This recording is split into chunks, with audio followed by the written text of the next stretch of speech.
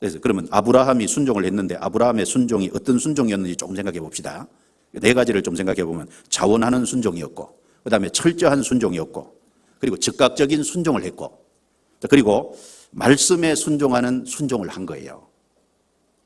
아브라함이 갈대아 우리를 떠나 내가 내게 지시할 땅으로 가라.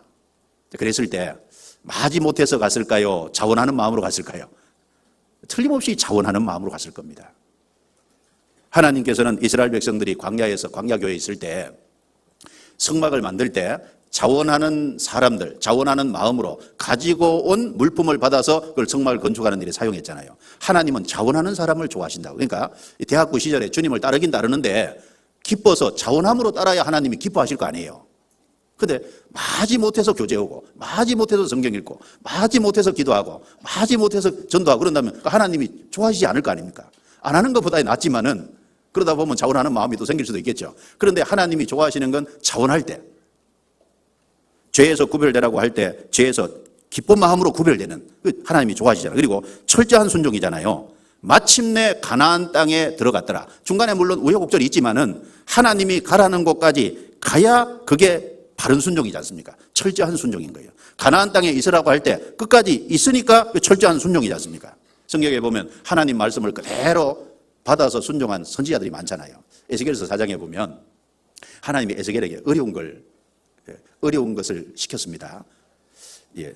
북이스라엘 사람들의 죄 때문에 누워서 잘 때요, 이제 좌편으로 390일을 누워서 자라는 거예요. 한번 해볼까요?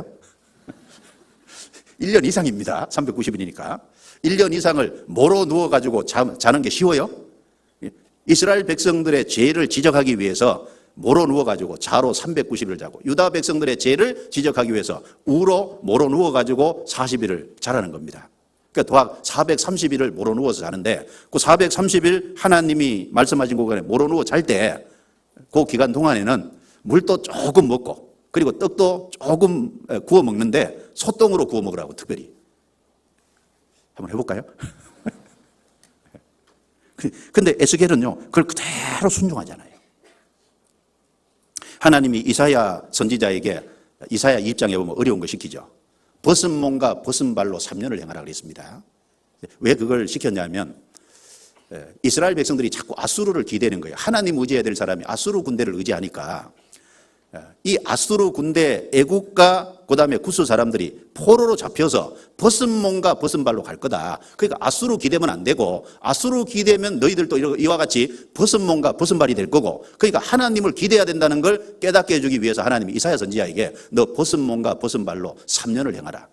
이제 발에 아무것도 안 씌웠습니다. 물론 옷을 홀딱 벗고 다닌 건 아닐 겁니다. 아마 속에 내일은 입었을 거예요. 벗은 몸과 벗은 발, 이렇게 포로로 잡혀간다는 것을 가르쳐주기 위해서 그걸 3년을 그렇게 하라고 했잖아요. 쉬운 일이 아닐 겁니다. 그런데 이사야 선지자는 그대로 따라했잖아요. 그러니까 순종을 할 때 철저한 순종을 해야 되는 겁니다. 사울 왕은 부분 순종을 했어요. 요나는 불순종을 했습니다. 그런데 아브라함은 철저한 순종을 했어요. 그리고 아브라함의 순종은 즉각적인 순종이지 않습니까? 예를 들면 창세기 22장에 독자 이삭을 모리아산에 제물로 드리라고 할 때 아브라함이 아침에 일찍이 일어나 이제 아브라함의 아들 독자 이삭을 데리고 떠난, 아침에 일찍 일어나서, 좀 꿈을 댈 수도 있잖아요. 그런데 하라고 할 때 밤에 내렸는데 아침에 일찍 일어나, 즉각적인 순종입니다. 성경 사도행전 8장에 보면 빌립이라는 사람이 나오죠. 사마리아에서 열심히 전도하고 있는데 하나님이 빌립을 보내서 저 가사까지 내려가라고. 가사까지 70km나 됩니다. 가서 보니까 한 사람이 마차 타고 성경 읽고 가니까 거기까지 빨리 달려갔잖아요. 읽는 것을 깨닫느냐? 지도하는 사람이 없으니 어찌 깨달을 수 있냐. 그래서 마차에 올라타고 성경 가르쳐서 복음을 깨우치게 도와줬잖아요. 그러니까 이 빌립도 참 대단한 사람입니다. 하나님이 가라는 데까지 즉시 가지 않습니까? 그리고 마차가 보이니까 달려가는 거 봐요. 그게 즉각적인 순종입니다. 젊을 때 패기가 있고 힘이 있고 이런 것이 있으니까 주님이 뭘 하라고 할 때 사실은 젊을 때 걸리는 게 없잖아요. 나이 들어서요, 가정 가지면 아내도 걸리고 자식도 걸리고 걸리는 게 많거든요. 그런데 젊을 적에 걸리는 게 없지 않습니까? 걸리는 게 없으니까 순종하라고 할 때 즉각적인 순종을 해야 되잖아요. 그리고 이성이나 경험이 아닌 말씀에 순종하는 게 바른 순종이죠. 독자 이삭을 드리라고 할 때 이건 이성적으로 이해가 안 됩니다. 이것은 사리 분별을 할 적에 자기 아들을 하나님께 드리라. 이게 말이 안 되는 얘기잖아요. 그런데 하나님 말씀이 명확하니까 그대로 가서 드리는 거 봐요. 하나님이 중단을 시켰습니다. 그리고 누가복음 5장에도 보면은 5장 5절에 이 베드로가 우리가 밤이 맞도록 수고를 하였을 때 얻은 것이 없지만은 주의 말씀에 순종하여 그물을 내리리이다. 주의 말씀에 의지해서 그물을 내리잖아요. 그러니까 고기 잡는 자기 어부 경험으로는 지금 시간에는 고기가 안 잡히고 깊은 데로 가서 더더욱 안 잡히고, 그런데 틀림없는데 자기의 이성에 그리고 경험에 안 맞지만 말씀에 순종하여 깊은 데로 가서 그대로 가서 의지해서 내렸잖아요. 엄청나게 잡았지 않습니까? 그럼 왜 하나님이 왜 이성에 안 맞는 불가능한 거 이런 걸 왜 자꾸 시킬까요? 요단강을 건널 적에 제사장들이 벗개를 메고 들어서면 갈라질 거다. 그리고 노를 가지고 뱀의 형상을 만들어 높은 장대 위에 달고 쳐다보면 살리라.